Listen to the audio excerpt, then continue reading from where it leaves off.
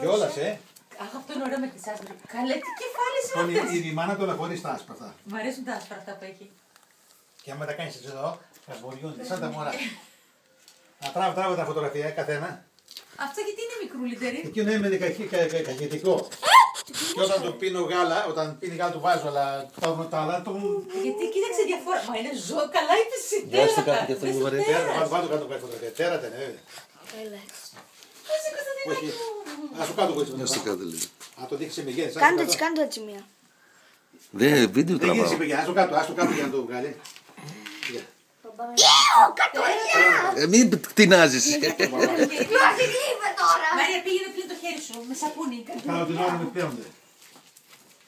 Καλά, αυτά είναι τέρατα. Είδατε πως ανάσε πως είναι. Θα σε κατορίσεις τώρα. Αλήθεια. Τέρατα με το μαύρο και...